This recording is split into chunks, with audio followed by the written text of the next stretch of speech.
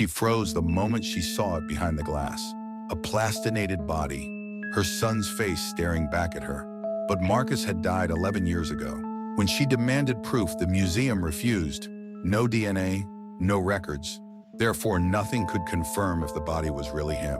So tell me something. How does a dead man end up standing inside a museum? Before we begin, I invite you to leave a comment on where you are watching from and the time you are listening to this story. To understand how it all started, we need to go back to how it all began. Before he became a viral image. Before his body was on display under museum lights. Marcus Elijah Bennett was just Marcus. He was peaceful, full of life, and was always happy. Born and raised on the south side of Atlanta, he had that kind of laugh that filled a room before he even finished the joke. The loud, contagious kind. The kind that embarrassed his little sister, Aaliyah Bennett, in grocery store lines. But at home, that same laugh meant safety. Their mother, Dorcas Bennett, used to say Marcus was born protective. Even as a child, he walked half a step ahead of her in parking lots, like he was already grown. Therefore, she let him believe he was the man of the house long before he actually was. He loved sketching cars, not driving them, drawing them. He would sit at the kitchen table for hours, pencil tapping against his lip, designing engines he swore he'd build one day. He talked about opening his own custom shop in DeKalb County, said he'd call it Bennett Customs. It sounded big, but his dreams were simple. Take care of Mama, keep Aaliyah out of trouble, own something with his name on it. Nothing about Marcus's life felt suspicious. He wasn't running from anyone. He wasn't mixed up in anything bizarre. He worked part-time, saved what he could, showed up for Sunday dinners without fail. And he called his mother every night, even at 26. Dorcas would pretend to complain about it. Boy, you grown. But she never missed the call. Then he got sick. Not dramatic, not cinematic, just gradual. Fatigue, headaches, a collapse that came without warning. The hospital visits in Atlanta blurred together. Tests, silence, more tests. But when the doctors finally used the word aneurysm, everything moved fast. Too fast. The funeral was closed casket. Dorcas never saw his body after the hospital transferred him. She was told it was better that way. She signed forms she doesn't remember reading. Therefore, she trusted what grieving mothers are told to trust. He died. He was buried. The chapter ended. At least that's what she believed. Until Aaliyah sent her a link late one night. Mom, tell me this ain't him. The image had already gone viral. A preserved black male body standing upright in a Georgia Medical Museum exhibit. Muscles exposed, skin treated, head tilted slightly left. The caption said it was an anonymous donor, legally acquired, never authorized to be identified. But the scar above the eyebrow was in the same place Marcus got hit with a baseball bat when he was 12, and the left ear folded slightly at the top, something only family would notice. Dorcas stared at the side-by-side comparison on her daughter's phone. Her chest tightened the way it had in the hospital hallway years earlier. This is bizarre, someone had commented online. This is unsettling. How can a man who died be on display? But Dorcas wasn't reading comments. She was looking at her son's face under museum lights. And something inside her refused to accept coincidence. Because she never authorized this. Not organ donation. Not body donation. Not public display. And if Marcus Elijah Bennett was truly buried in Georgia soil, then whose body was in that museum? Or worse, who decided her son belonged behind glass? Then something changed. Marcus's father had not been in the picture consistently. Kane Deshawn Bennett drifted in and out of their lives the way Georgia storms roll through. Loud, brief, and leaving tension behind. He and Dorcas had separated when Marcus was 14. The arguments had been sharp, pride-heavy, strained in ways that never fully healed. But Kane always insisted on one thing. I'm still his father. For years, that meant birthday calls, occasional visits, promises about teaching Marcus how to be a real man. Dorcas tolerated it because Marcus wanted it. Therefore, she never blocked access. Then Marcus turned 16, and something shifted. Kane started talking about structure, about discipline, about Atlanta being a bad influence. He said the neighborhood was headed in a dark direction. He mentioned gangs that didn't exist, drugs that Marcus had never touched, stories that felt exaggerated. But he repeated them often enough that doubt began to linger in the air like humidity. Dorcas brushed it off. Marcus was not troubled. He was not suspended. He was not involved in anything suspicious. He was drawing cars at the kitchen table. But Kane came with paperwork one afternoon. A brochure, glossy, polished. A boarding academy 2 hours outside Atlanta. Pine Ridge Preparatory Institute. He said it had structure, character development, turning boys into men. The website looked professional, but online forums told a different story. Words like strained environment, strict discipline, dark reputation. One post used the word abuse. Kane dismissed it instantly. Internet exaggeration, he said. People lie when they fail. Dorcas didn't like the tone of it. Therefore, she said no. Marcus said no too. He had friends. He had school. He had plans. But Kane kept pushing. He said boys without fathers end up statistics. He said Atlanta would swallow him whole. He said Dorcas was too soft. And the argument turned ugly. Voices raised. Old wounds reopened. Marcus stood between them more than once. Then Kane played his card. Legal custody rights. He had partial authority. A clause Dorcas had signed years earlier during mediation when money was tight and lawyers were rushed. She hadn't expected it to matter, but it did. Within 3 weeks, Marcus was packing a bag. He promised Aaliyah it was temporary. He hugged Dorcas longer than usual. It's just school, Kane said. You acting like I'm sending him to prison. But the drive to Pine Ridge felt longer than 2 hours. The campus sat beyond a gated entrance off a rural Georgia highway. Tall trees, quiet fields, brick buildings that looked more military than academic. A staff member collected Marcus's phone at intake. No outside distractions, she explained calmly. But there were more rules. No personal calls without supervision. No unapproved visits. No social media. Mail screened before delivery. It's for focus, Kane said. Dorcas's stomach tightened. Marcus tried to smile, therefore she tried to mirror it. The first week passed without a call. Kane said that was normal. The second week passed. No contact. Dorcas called the administration office. She was told Marcus was adjusting, that the program required an initial period of forced isolation to build discipline. Forced isolation. The phrase sat heavy. Aaliyah began checking online forums again. More stories surfaced, parents claiming their sons came back different, quieter, withdrawn. Some mentioned physical punishment disguised as correction, but there was no proof. Only whispers.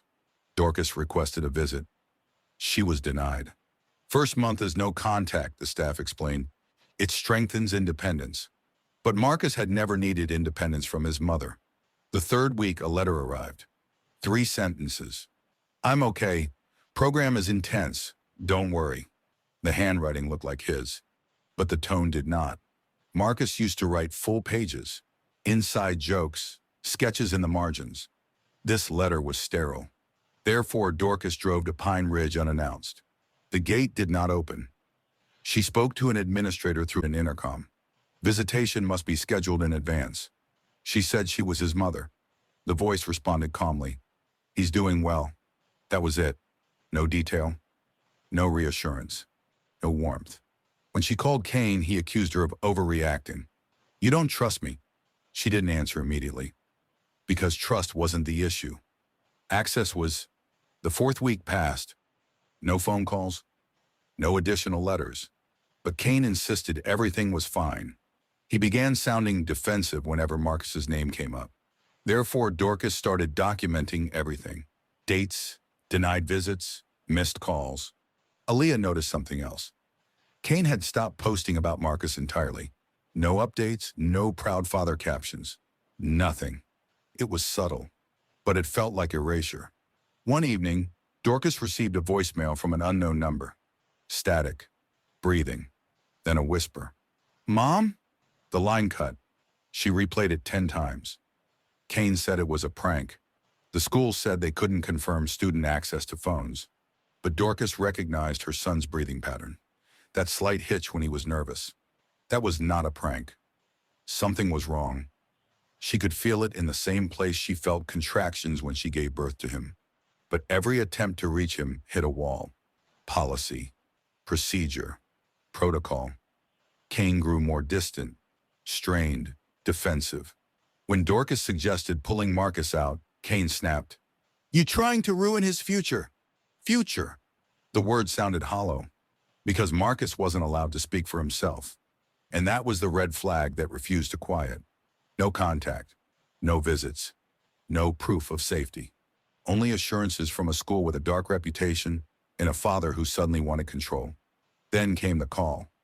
Not from Marcus, from Pine Ridge. There had been an incident. Details were limited, but Marcus was being transferred to a medical facility in Atlanta.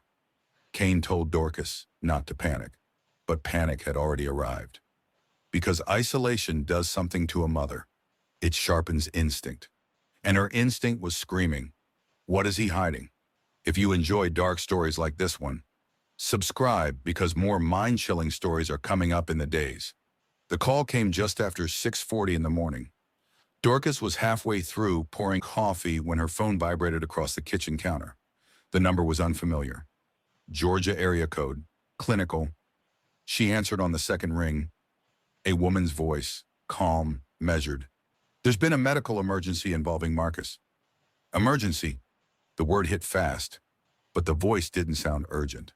Dorcas asked what happened. There was a pause. He experienced complications overnight. Complications from what? Another pause. He became unresponsive. That was not an answer.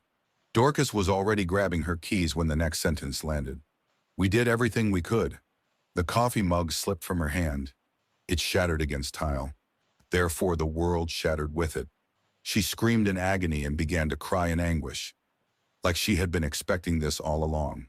Marcus Elijah Bennett was pronounced dead at 5:12 a.m. at a private medical facility affiliated with Pine Ridge Preparatory Institute.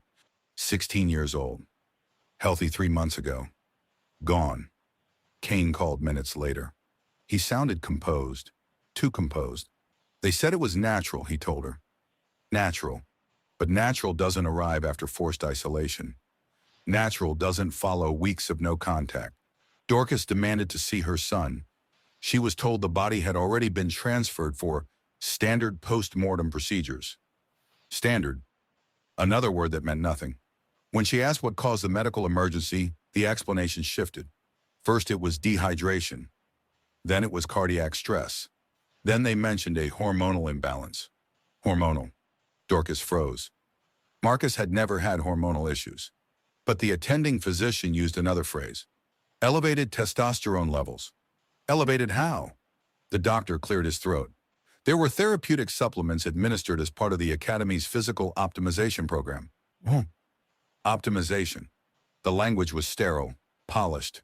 But Aaliyah heard something else. Experiment. Dorcas asked directly. What supplements? The doctor said they were within acceptable ranges. But later that afternoon, a different staff member used different wording. Some dosages may have exceeded typical adolescent thresholds. Exceeded. Without justification? Silence. The paperwork listed testosterone injections, growth enhancers, performance regulators. Marcus had never played competitive sports at Pine Ridge. He had barely been there a month. So why was he receiving hormone treatments? Kane told Dorcas to calm down. They said it was supervised. Supervised by who? They're professionals. But professionals don't give excessive doses to teenagers without parental authorization. Dorcas never signed consent for hormone therapy. Never. When she demanded documentation, the school delayed. When she requested an independent autopsy, Kane objected. They're handling it, he said. Handling what? Because the cause of death kept shifting. Cardiac arrest. Acute reaction. Undiagnosed condition. Each explanation arrived wrapped in medical language. Each one sounded real. Therefore, each one sounded harder to challenge. But none of them sounded consistent. Dorcas went to the medical facility in Atlanta that same evening. She expected to see her son. Instead, she was escorted into a quiet office. A counselor sat across from her. Grief support pamphlets on the table. We strongly advise against viewing the body, the counselor said gently. There was significant physiological distress. Physiological distress. Another phrase. Another wall. Dorcas insisted. The answer was still no. Due to the condition of the remains. Remains. Marcus was not remains. He was her son. But by the time she pushed harder, she learned something else. The body had already been released to a funeral service recommended by Pine Ridge. Recommended. Kane had approved it. Without her present. The burial was scheduled within 48 hours. Too fast. No extended viewing. Closed casket. Kane said it was best to avoid trauma. But Dorcas needed proof. She needed to see him. She never did. At the funeral, the casket stayed sealed. The explanation changed again. Now it was a rare reaction to pre-existing vascular weakness. Pre-existing? Marcus had passed physical exams for years. No weakness, no history. But grief moves fast when paperwork moves faster. Forms were signed, death certificate issued. Cause listed as natural complications. Therefore, the chapter appeared closed. Yet disturbing questions refused to settle. Why testosterone? Why excessive doses? Why without justification? Why deny a mother access? Online, Pine Ridge had already faced quiet allegations. Mysterious deaths. Unverified claims. Parents whispering in forums. But nothing proven. Nothing viral. Not yet. Dorcas stood at her son's gravesite in Georgia soil, staring at a name carved into stone that felt premature. Marcus Elijah Bennett, 2009, 2025. The dates didn't look real. Kane placed a hand on her shoulder. It's over, he said softly. But Dorcas didn't feel closure. She felt containment. Because every time she replayed the timeline, one detail refused to align. The medical explanation changed 3 times in one day. And when causes of death keep changing, it usually means someone is adjusting the story, not discovering the truth. 3 days after the burial, Dorcas couldn't sleep. Grief was heavy, but confusion was louder. The cause of death had already changed twice before the funeral. Cardiac arrest, hormonal imbalance, pre-existing weakness. But none of it sat right. Therefore, she requested the full autopsy report. It arrived in a thick envelope with official seals from Fulton County. The first line read, "Decedent found dead following medical event. Found dead. Not pronounced. Not treated. Found." That word alone shifted the timeline. Because Pine Ridge told her he collapsed during supervised monitoring. But found suggested discovery, not intervention. Dorcas read further. Primary cause of death, acute cardiac arrhythmia. Contributing factor, elevated testosterone levels. Additional note, presence of synthetic anabolic compounds in bloodstream. Synthetic. Marcus had never taken steroids. He barely took cold medicine. But the toxicology page showed numbers. Testosterone levels consistent with adult male enhancement therapy. He was 16. Dorcas's hands started shaking. The report also mentioned trace sedatives. Not enough to classify overdose, but present. Why would a teenager at a boarding academy have sedatives in his system? She called the medical examiner's office. The woman on the line sounded tired. "Yes, ma'am, we're still reviewing some aspects of the timeline." Timeline? Dorcas asked what that meant. There was a pause. The time of death estimation varies depending on which report we reference. Which report? Not singular. Plural. Pine Ridge had submitted one timeline. The hospital submitted another. According to the school, Marcus became unresponsive at 3:40 a.m. According to hospital intake, he was already without pulse upon arrival at 3:15 a.m. That's backwards. You can't arrive dead before you collapse. But the examiner avoided that phrasing. We're reconciling discrepancies. Reconciling. Another soft word covering something hard. Dorcas requested clarification in writing. 2 days later, she received an amended summary. This time, the cause of death read, "Undetermined pending further toxicology." Undetermined. But the death certificate filed at burial said natural causes. Changed story. In each revision, made trust thinner. Aaliyah started digging online again. She found an archived forum thread from 2 years earlier. Another Pine Ridge student. found dead in dormitory. Official cause, dehydration. Later amended to cardiac event, then quietly listed as medical complication. Same language, same instability. Dorcas contacted a private pathologist in Atlanta. It cost money she didn't have, but she needed someone who wasn't affiliated with the academy. When the independent review came back, it didn't provide answers. It provided more questions. The testosterone levels were not therapeutic. They were excessive. The report used that word clearly. Excessive doses inconsistent with standard adolescent treatment, without documented medical justification. Therefore, someone administered performance-level hormone injections to a minor who was not an athlete and had no endocrine disorder, and no signed parental consent. The sedatives were low-dose benzodiazepines, often used to manage agitation or compliance. Dorcas stared at that word. Compliance. Marcus had been isolated. No phone, no visits, no contact, and now sedatives appeared in his bloodstream. Authorities reopened a preliminary inquiry. Not criminal, just procedural. That's how they framed it. A detective named Lieutenant Harris visited Dorcas's home in DeKalb County. He was polite, measured. "We're reviewing institutional practices," he said. "Institutional practices." Dorcas asked directly, "Was my son experimented on?" Harris didn't answer. Instead, he said, "We don't have evidence of intentional harm." Not yet, but the timeline still didn't align. Marcus was allegedly monitored overnight, yet no staff member could clearly state who was physically present when he became unresponsive. Logs were incomplete.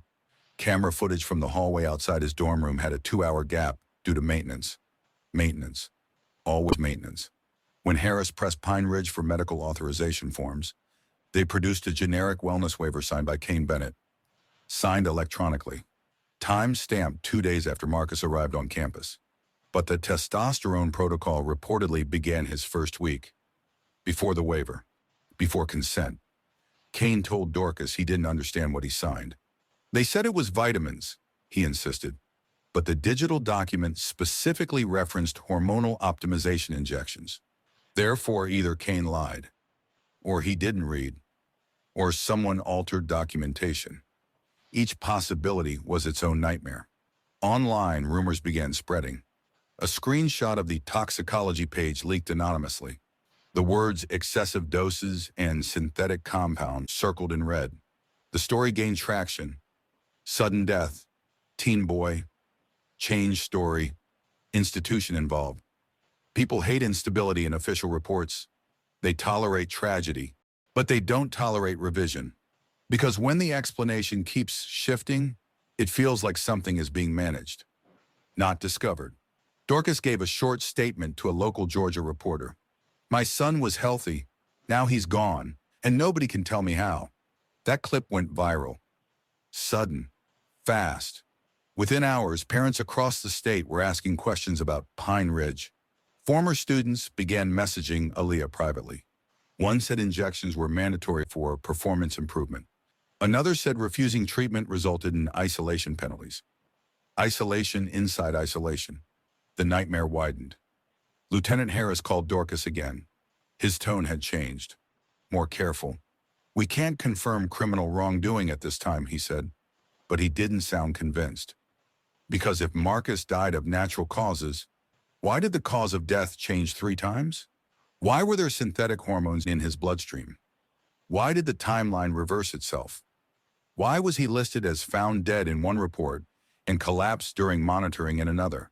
And why was a 16-year-old given adult-level testosterone without medical diagnosis? Dorcas stood in her kitchen that night, the same place the coffee mug shattered weeks earlier. The grief was still there, but now it had sharpened.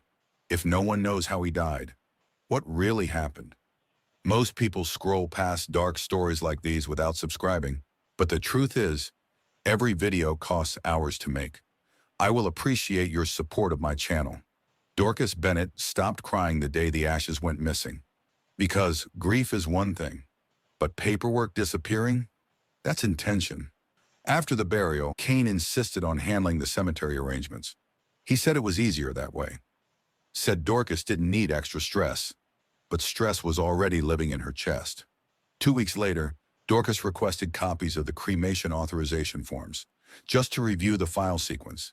She wasn't even sure why. Instinct, maybe. The funeral director hesitated, then said something that didn't align. "There was no cremation, ma'am." Dorcas froze. She had been told there would be partial cremation due to medical condition complications. But the cemetery file showed full casket burial. No cremation, no ashes. Therefore, someone changed the post-mortem handling plan without informing her. When she confronted Kane, he grew defensive. "You're confused," he said. "They explained everything." But his explanation shifted mid-sentence. First, he said it was hospital policy. Then he said it was insurance requirements. Then he said he didn't remember the specifics. Change story. Again. Dorcas started organizing everything on her dining room table. Autopsy reports, timeline discrepancies, waivers, toxicology, and one more thing. The independent pathologist in Atlanta had added a supplemental note she hadn't fully processed the first time. Cardiac tissue shows abnormal structure inconsistent with congenital defect. Abnormal structure, not pre-existing weakness, not natural defect. The report mentioned microscopic tearing along ventricular fibers. Recent damage, not long-term deterioration. Recent. That meant something caused stress to the heart shortly before death. Extreme hormonal spikes can do that. So can certain toxins. Dorcas scheduled a follow-up consultation with the pathologist, Dr. Harold Whitaker. Gray beard, measured voice, no theatrics. He laid the findings out carefully. "The testosterone levels were not therapeutic," he repeated. "They were enhancement grade." Dorcas nodded slowly. "And the sedatives?"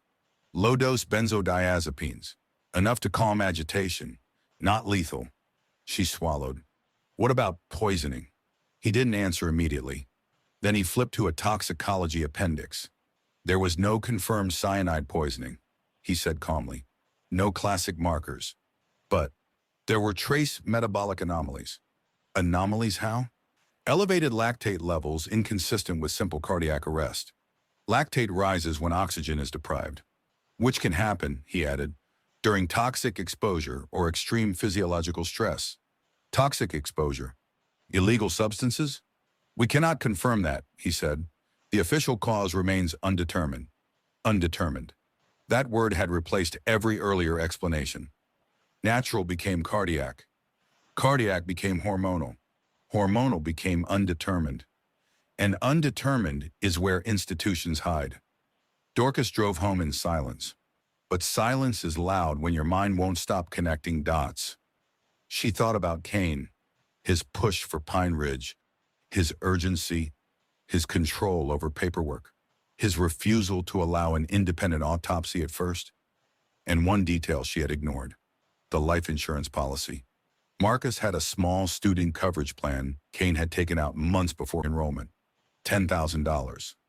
Not enormous, but enough to matter to someone struggling. When Dorcas confronted him about it, he snapped. "You think I'd hurt my own son?" She didn't answer directly, because she didn't know. But she did know this. Kane had signed the wellness waiver. Kane had approved hormone therapy. Kane had fast-tracked the burial. Kane had discouraged further investigation. Therefore, motive didn't need to be proven yet. It only needed to exist. Authorities were slow. Lieutenant Harris admitted they were limited. "There's no direct evidence of homicide," he said. But Dorcas wasn't using that word. She was using a different one. Cover-up. Because the school had a pattern. 2 prior mysterious deaths in 10 years. Both listed initially as natural. Both later amended. Both involving physical optimization of programs. And both families signed non-disclosure agreements. Dorcas had not. That was the difference. One evening, Aaliyah noticed something strange while reviewing scanned autopsy images. A small notation circled in red by Dr. Whitaker. "Microtear consistent with acute internal trauma." Trauma how? There were no external bruises documented. No fractures, no visible injury. But internal damage doesn't require visible violence. It can be chemical or induced. Dorcas requested access to Pine Ridge's medical administration logs. They delayed. then claimed partial records were lost during system maintenance. Maintenance again. When Lieutenant Harris subpoenaed internal dosing logs, Pine Ridge produced redacted copies. Entire columns blacked out. Therefore, whatever was being administered wasn't meant for public review. Dorcas's grief evolved. It stopped being paralyzing. It became directional. She wasn't devastated in the way people expected. She was focused. Because if Marcus died from excessive hormone injections, that was negligence. If he died from illegal substances, that was criminal. If he died from toxic exposure masked as medical treatment, that was something darker. But if the cause remains undetermined long enough, the case dissolves and institutions survive. One night, 11 months after Marcus's death, Dorcas received an anonymous envelope. No return address. Inside was a single photocopied document. Pine Ridge internal memo. Subject: Program liability adjustments. The line that made her chest tighten read, "Discontinue high-dose protocol following Bennett incident." Shoot. Incident. Not tragedy. Not loss. Incident. Therefore, Marcus's death was not isolated. It was a turning point. She drove to Kane's apartment the next morning. She didn't yell. She didn't accuse. She simply placed the memo on his kitchen counter. He stared at it too long before speaking. "I didn't know," he said, but his eyes didn't hold steady. And when someone truly doesn't know, they ask questions. Kane didn't. He asked her to let it go. That's when Dorcas understood something. Whatever happened at Pine Ridge, Kane was either complicit or afraid. Both were dangerous. The case stalled publicly. No charges filed. Cause of death, undetermined. Marcus Elijah Bennett remained a closed file in Georgia records. Years passed. The viral story faded. Pine Ridge rebranded. New name. New website. Same campus. Dorcas kept every document in a locked box. Because unresolved truth doesn't expire. It waits. And then, 11 years later, something impossible appears. The message came on a Tuesday night. Aaliyah had been scrolling absent-mindedly when the image stopped her. It wasn't labeled with Marcus's name. It wasn't even controversial at first glance. Just a promotional clip for a traveling anatomical exhibit hosted at the Georgia Biomedical Heritage Museum in downtown Atlanta. Real human specimens, educational, legal, donated. But something about the face in the background made her stomach drop. She rewound the clip, paused it, zoomed in. The preserved body stood upright inside a glass display case. Skin treated to a darkened bronze tone, muscles exposed along one arm, head tilted slightly to the left, frozen. She whispered her brother's name without meaning to. Then she pulled up an old photo from her phone. Marcus at 17, standing in their backyard. Same height, same build, same lean shoulders. The resemblance was undeniable, but resemblance is not proof. She stared at the screen for 10 full minutes before sending it to Dorcas. No caption, just the image. Dorcas didn't respond immediately. Then her phone rang. "Where is this?" she asked quietly. "Atlanta," Aaliyah said. "Exhibit opened last week." Silence. Then Dorcas said something that made the air change. "We're going." They didn't tell anyone. Not Kane, not authorities. Because what do you even say? We think our buried son is standing in a museum? It sounded insane, but grief teaches you something strange. You trust your eyes before you trust explanations. The museum sat inside a renovated warehouse near Centennial Olympic Park. Clean signage, educational banners, families entering with tickets in hand. Normal. That's what made it worse. Dorcas walked slowly once inside. The lighting was clinical, cool, soft. Plaques described musculature systems and vascular networks. Latin terms, scientific diagrams. Visitors whispered. Children pointed. And then they turned the corner. There he was. Second row, third display case from the left. 6 feet tall, darkened preserved tissue. Muscles exposed along the chest. Skin partially removed to reveal anatomy. But the face remained mostly intact. Preserved, frozen. Dorcas stopped walking. Not dramatically, Not loudly. She just stopped. Her body recognized him before her brain allowed it. Aaliyah grabbed her arm. Mom? But Dorcas wasn't blinking. The resemblance was not vague. It was precise. Same height. Marcus was 6 feet exactly. The museum placard listed the specimen as 6'0". Same narrow shoulders. Same subtle slope in the collarbone. Same slight indentation above the right eyebrow from the childhood baseball injury. Dorcas stepped closer to the glass display case. Her reflection merged with the preserved face. She lifted her hand instinctively. Didn't touch. Just hovered. Her voice was barely audible. They said I couldn't see his body. Aaliyah was already pulling out her phone. She opened the old backyard photo again. Side by side, the face structure aligned. The jawline angle. The spacing between the eyes. Even the slight asymmetry in the left ear. Folded subtly at the top. Identical. But identical is a dangerous word. Dorcas forced herself to read the plaque. Specimen 47B, anonymous donor, acquired through International Anatomical Preservation Program. Anonymous. International. Acquired. Marcus had never traveled internationally. He had been buried in Georgia soil, but the museum description continued. Donor consent verified prior to preservation. Verified by who? Dorcas felt something cold spread through her chest. Because if this was her son, then the burial was a lie. And if the burial was real, then this was something worse. Aaliyah whispered. The scar. Dorcas leaned closer. Above the eyebrow. Faint but visible. A thin line running diagonally. Marcus got that scar when he was 12. He fell during a pickup baseball game in DeKalb County. Needed 3 stitches. Dorcas was there. She held his hand. No medical program could replicate that exact mark. The resemblance was undeniable, but she forced herself to look for differences. Tattoo? Marcus didn't have one.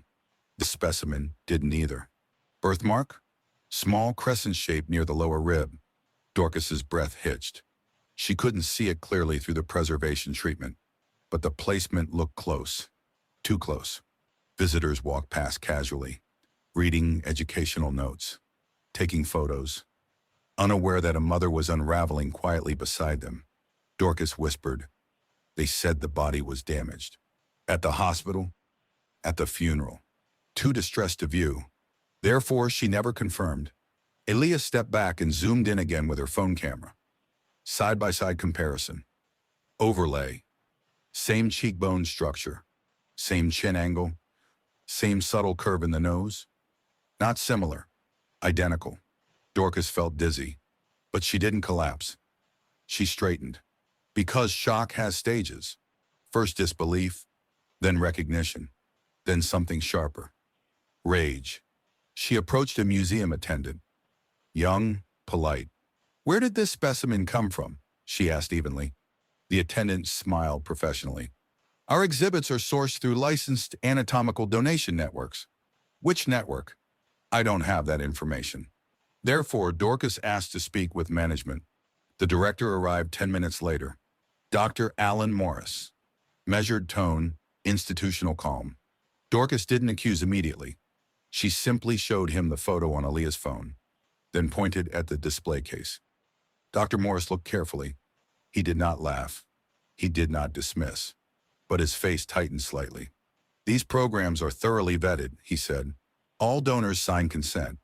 "My son was 16, Dorcas replied quietly. The director blinked. "If this is your son, I assure you that would be impossible." Impossible. That word again. The same word she used the day she saw the viral image years ago. Doctor. Morris offered to review acquisition records, but access was limited. International privacy regulations. Chain of custody protections. Legal barriers. Barriers. Dorcas stood in front of the display case one more time, studied the preserved hands. Marcus had long fingers. Piano hands, she used to call them. This specimen had the same length. Same slight bend in the left index finger from a childhood sprain. Her knees weakened. Aaliyah whispered, "Mom, what if—" Dorcas didn't finish the sentence, because finishing it made it real. If Pine Ridge altered records, If the burial was staged, if the cause of death was manipulated, then what happened to Marcus's body? Was it sold? Transferred? Donated without consent? The viral image from years ago suddenly felt like a warning, a preview, not a coincidence. Dorcas pulled up the autopsy file again. Time of death unclear. Body transferred quickly. Closed casket. No viewing. No independent confirmation. Therefore, the only physical proof she ever had of her son's death was paperwork. Paper can be altered. Glass cases are harder to fake. She stepped closer one last time, looked directly at the preserved face, and for a split second, the lighting shifted. A shadow moved across the eyelid. It was probably the overhead track lights. Probably. But Dorcas's breath caught, because for 11 years she had imagined her son at peace underground. And now he stood upright under museum lighting. Frozen, public, educational. She whispered something so quietly only Aaliyah heard it. If this isn't him, her voice trembled, then why does it feel like he's looking at me? A security guard gently asked them not to photograph the exhibit. Aaliyah lowered her phone, but she had already taken enough. Outside the museum, Atlanta traffic moved normally. Sunlight, noise, life continuing. Dorcas stood on the sidewalk unable to speak. Because grief is one thing, mystery is another. But impossible sightings? They reopen wounds you thought scarred. Aaliyah finally asked the question neither of them wanted to say out loud. She looked at her mother, tears sitting in her eyes but not falling. And she whispered, "Is this my brother?" To everyone watching this, you will never lose your loved one in these circumstances. You will never bury your children. Type a big amen to that. They went back 3 days later. Not emotional this time. Prepared. Dorcas carried a folder. Aaliyah carried copies. Side-by-side photographs. Autopsy reports. Marcus's dental records. A notarized request for DNA comparison. If this was a mistake, it could be corrected. If it wasn't, then it needed to be exposed. The Georgia Biomedical Heritage Museum was quieter on weekday mornings. Fewer visitors, softer footsteps. They asked for Dr. Alan Morris again. This time he met them in a private office. No display cases. No lighting. Just a desk between them. Dorcas didn't waste time. "I want a DNA test," she said calmly. Dr. Morris folded his hands. "I understand your concern." Concern, not accusation, not possibility, just concern. "All specimens in this exhibit were acquired through international donation programs," he continued. "There are strict confidentiality agreements protecting donor identity." "I'm not asking for a name," Dorcas replied. "I'm asking for confirmation." Silence. Aaliyah placed the photo comparison on his desk. Marcus at 17. Specimen 47B. Identical height. Identical face structure. Identical scar. Dr. Morris looked at the images longer this time, but when he spoke, his voice stayed measured. "We do not have access to personal identifiers." "Who does?" Dorcas asked. "The Preservation Consortium." "Then contact them." He hesitated. "That's not how the chain of custody works." Chain of custody. Another barrier phrase. Dorcas opened her folder and slid forward a formal request. "I am his mother. If this is my son, I have the right to know." Dr. Morris nodded slowly. "And if it is not, testing would violate international donor confidentiality." Confidentiality. The word landed heavy. Because confidentiality protects privacy, but it also protects institutions. Aaliyah leaned forward. "We're offering to pay for the DNA test." "That won't change policy?" "Or won't hole," he replied. "So you're refusing?" Dorcas asked. He chose his words carefully. "We cannot authorize invasive procedures on preserved specimens." Invasive. It would compromise the structural integrity of the exhibit. Structural integrity. Her son reduced to exhibit integrity. Dorcas felt heat rising in her chest. "You cut his skin open for display," she said evenly. "But you won't allow a swab?" Dr. Morris didn't answer immediately. Then, "I'm afraid we must decline." Decline?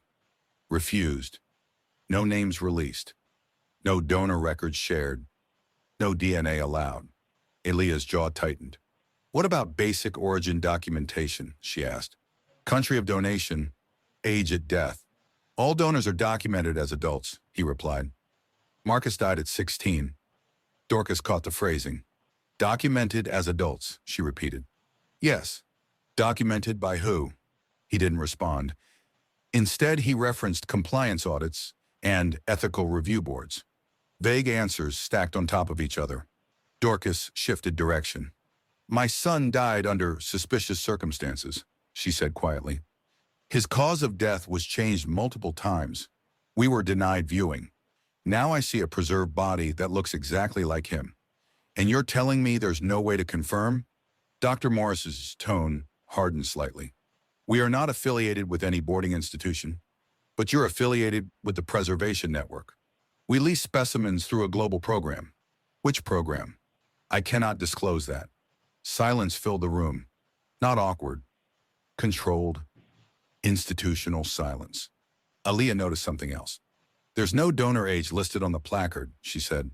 Correct. No date of death. Correct. No country. For confidentiality. Everything circled back to the same word. Dorcas tried one last time. If everything is legal, then transparency shouldn't be a threat. Dr. Morris leaned back. Transparency is not the issue. What is? Precedent.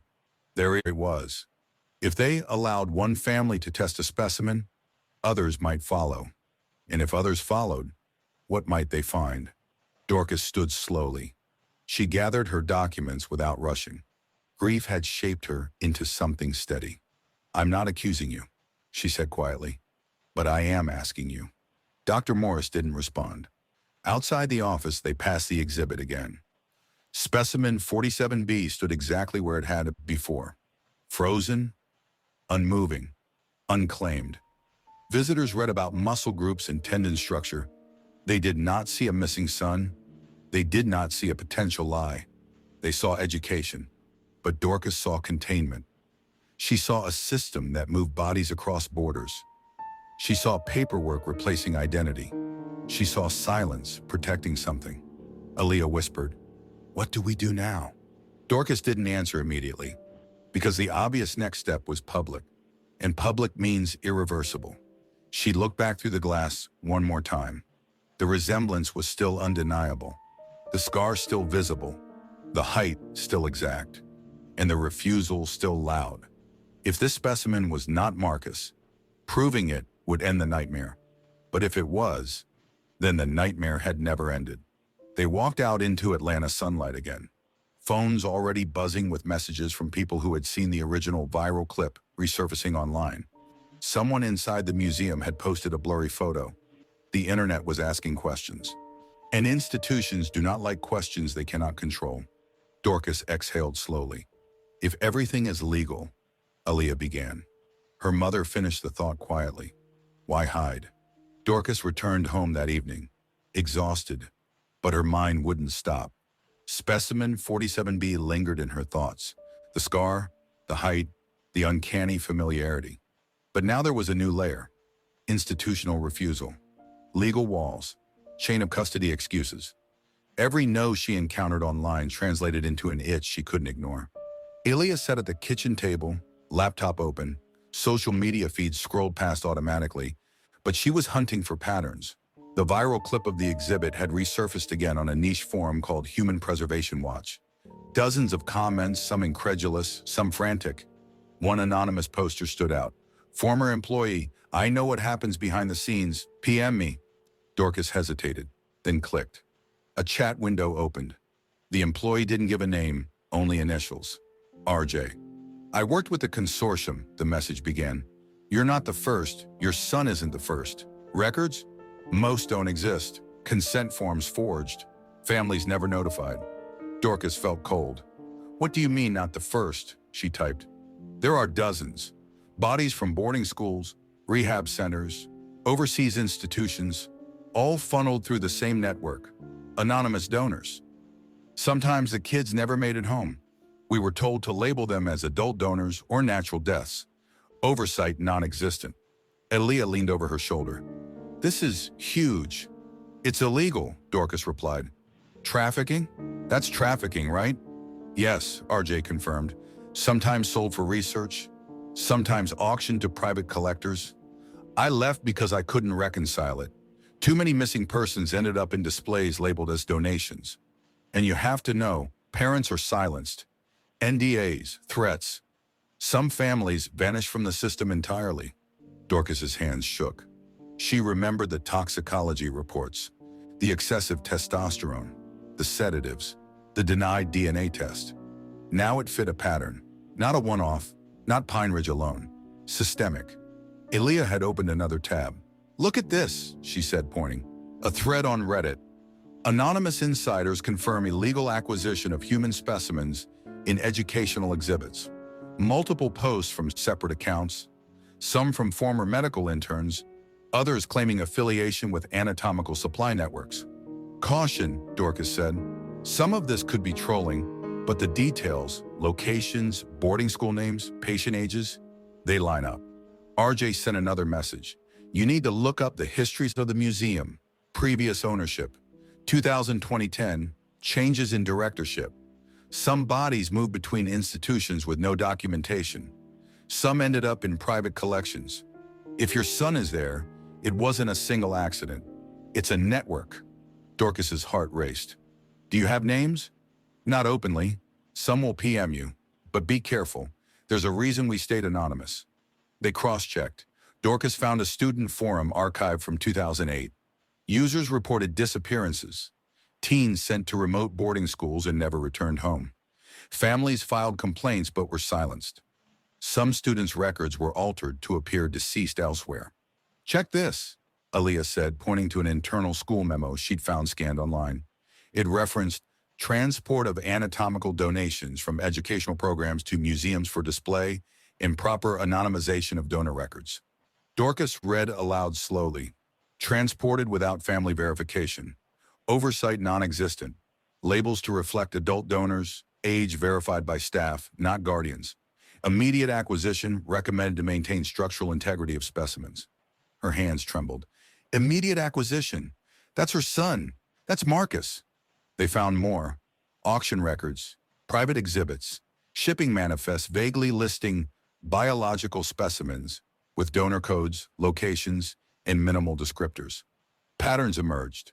Southern U.S. boarding schools, sudden deaths, rapid cremations or transfers, consent forms missing or forged. Every link led to another.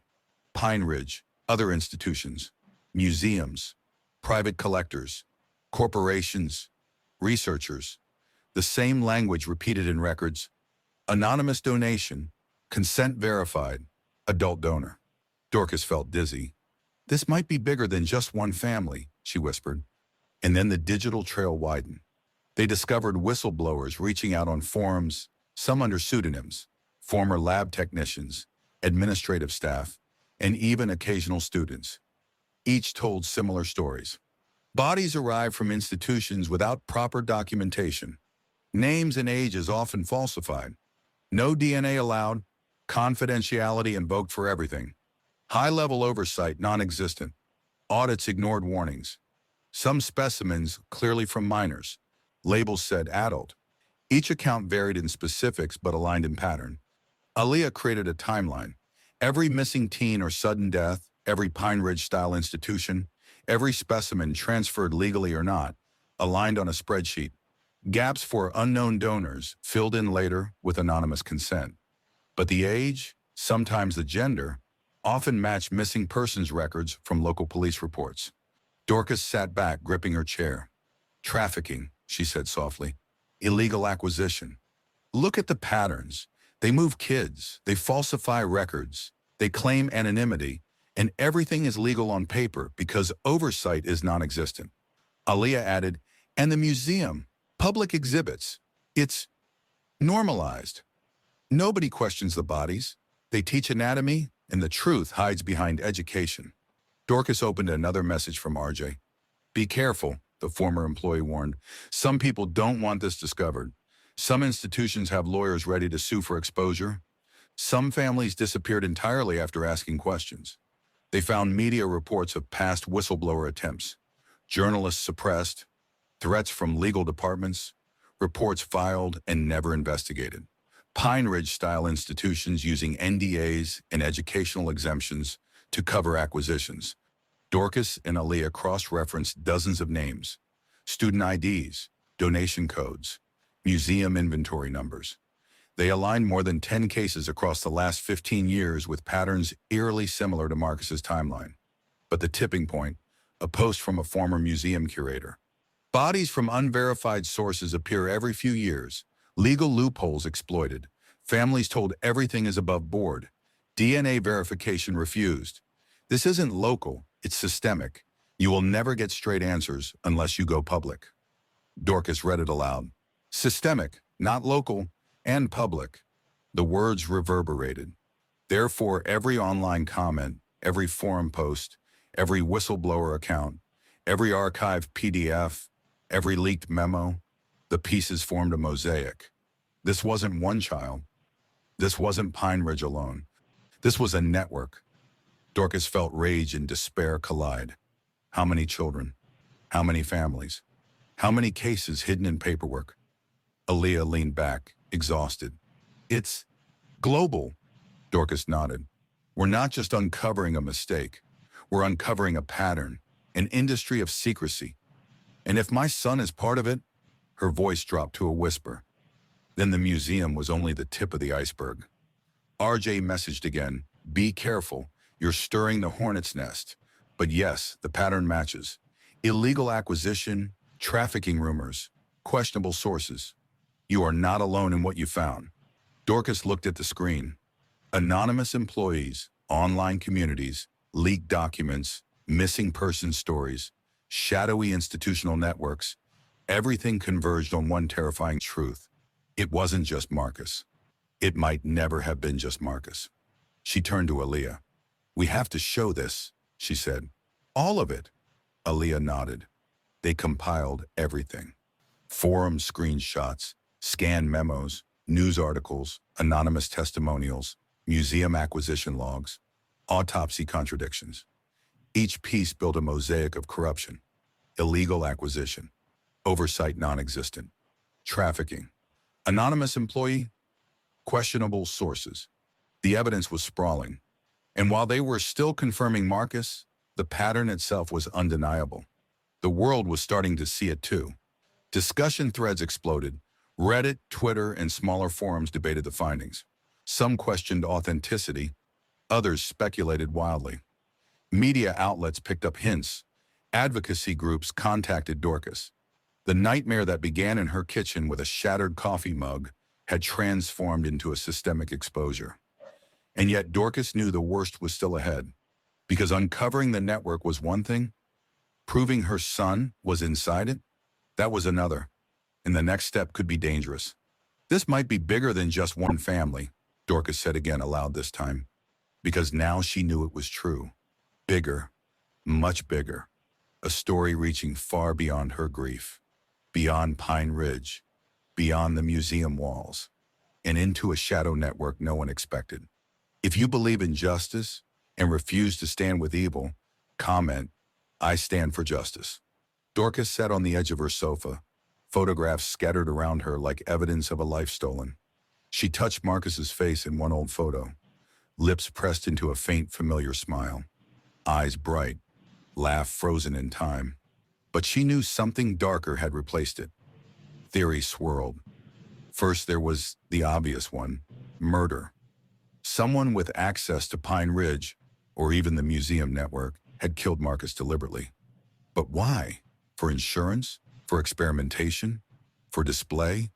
The thought made her stomach churn. Therefore, every decision she had witnessed, from the forced isolation at boarding school to the sudden cremation instructions, now felt sinister in retrospect. Each act became a potential piece of a hidden puzzle. Then there was the accident theory. Maybe the hormones, the sedatives, the extreme protocols. Maybe someone miscalculated. But accidents that leave no records, that erase DNA, that bypass families, those weren't accidents. Therefore, even accident started to feel deliberate, like the word itself had been sanitized for public consumption. Cover-up theory came next. Kane, school staff, museum directors. Everyone who had refused a DNA test, refused to release records, refused to answer simple questions. But why go to such lengths? If Marcus's death had been natural or even accidental, transparency would have ended the nightmare immediately. Therefore, the obstruction became a statement in itself, a warning perhaps, or proof of collusion. Then, a theory too broad to ignore: systemic corruption.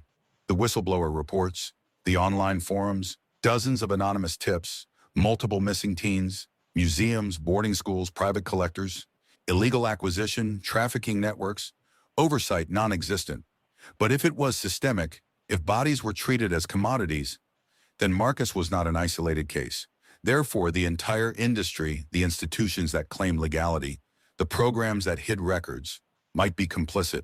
Everyone becomes suspect. Everyone. Dorcas leaned back. The living room light flickered. Shadows danced across the photographs on the wall. Her hand trembled, but her resolve did not. She would keep searching. She would not let Marcus vanish again, this time into the hands of silence, of bureaucracy, of secrecy. Therefore, she began compiling timelines, screenshots, testimonies. Every thread became a lifeline to the truth. Elia sat beside her, quiet, watching, wondering how grief could transform into determination so quickly. "Mom," she whispered, "what if we never know?" Dorcas turned slowly. "Then we keep asking. Then we keep documenting. Then we make sure the world sees it. Even if it's impossible to prove, even if they hide the body, even if the network is too big to fight alone." But the fear lingered. Each theory carried weight. Each theory carried consequences. Murder meant someone close could be guilty. Accident meant negligence and the potential for repeat tragedies. Cover-up meant deceit had penetrated every layer of authority. Systemic corruption meant the nightmare had no borders. Therefore, the possibilities themselves became a trap, a mindscape where reality and horror blended indistinguishably. Dorcas picked up a photograph of Marcus at the baseball field. His right eyebrow bore the familiar indentation from his childhood fall. She pressed her thumb over it, but no warmth returned, no life, only the memory and the possibility of discovery. Therefore, she kept the photo in her pocket, always. Hours passed. The theories rotated endlessly. She thought about the museum, the preserved specimen, the glass case, the shadow of his face under fluorescent lights. But the questions remained. Was it really him? Could DNA ever prove it? Would any institution ever admit the truth? Therefore, she knew there were battles ahead that were bigger than grief, bigger than paperwork, bigger than her alone. She thought about the online threads again. Anonymous employees warning families. Photos of other specimens. Patterns emerging across years, decades. But every tip had a caveat. Every lead had a dead end. Therefore, every theory, no matter how plausible, existed in tension with another. Every conclusion demanded suspension. Every answer created a new question. Dorcas's phone buzzed. A comment on the viral clip had resurfaced. Someone asked, "What if this is only the tip of a bigger problem?" But that wasn't a question anymore. That was reality. Therefore, the clip that started as shock and disbelief had transformed into an open investigation that no one could control. Aaliyah spoke again. "Mom, do you think people will believe us?" Dorcas sighed. "Some will, some won't. But belief isn't the point. Awareness is. And therefore, we keep showing them every image, every document, every discrepancy, even if it means we're the only ones who fight." She stood, walked to the window, and looked toward Atlanta's skyline. The museum loomed somewhere in the distance. Somewhere beneath its roof, a preserved body waited, anonymous and silent. But the question stretched farther than any single building. Therefore, she felt both small and unstoppable at once. The room fell quiet. Time passed differently when you live in tension. The air thickened with possibilities: murder, accident, cover-up, systemic corruption. Each theory carried weight. Each theory invited speculation. Each theory carried weight. Each theory invited speculation. Each theory was unproven. But together they formed a storm of uncertainty that refused to settle. Therefore, she would live inside it. She returned to the table, photographs spread across its surface like a constellation of potential truths. Each one pointed to Marcus. Each one hinted at other victims. Each one implied complicity. But clarity remained just out of reach. Therefore, every glance became a question. Every detail demanded investigation. Every shadow whispered doubt. Dorcas picked up the first viral clip again. Zoomed in. Face, scar, height, expression, identical. But still, could she prove it? Could the network be brought to justice?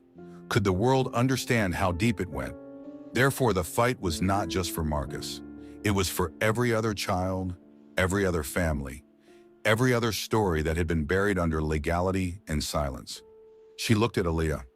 "We have to keep asking questions," she said, "even when no one answers, even when the truth hides behind policies, behind walls, behind glass cases, even when it seems impossible.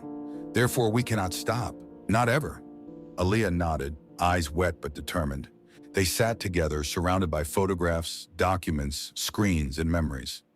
Silence hung heavy, but potent, heavy with unsolved mysteries, heavy with tension that refused resolution, but also heavy with possibility.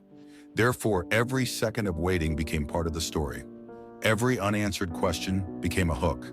Dorcas finally held up Marcus's photo one last time. She whispered, almost to herself, "What happened to you?" But the answer did not come. The camera, or the mind's eye, lingered on the photo, the scar, the height, the face. Familiar, haunting, frozen in time. And the question hovered. Was this my son? And the screen, or memory, fades to black. Because the truth is still out there. Because someone has to find it. Because the story refuses to end. What do you think? Was he stolen? Did someone take him from the life he deserved? And if so, who will make it right? If you've watched this far, Dorcas whispered, stay with us, subscribe, follow, and witness the search continue, because truth refuses to stay hidden. In the next chapter, the next discovery could change everything. Pain, memory, justice, all wrapped together in one question, one fight, one truth still waiting to be uncovered. And as the screen fades to black, the photograph remains. Marcus's face frozen in time, waiting, watching, demanding that someone notice.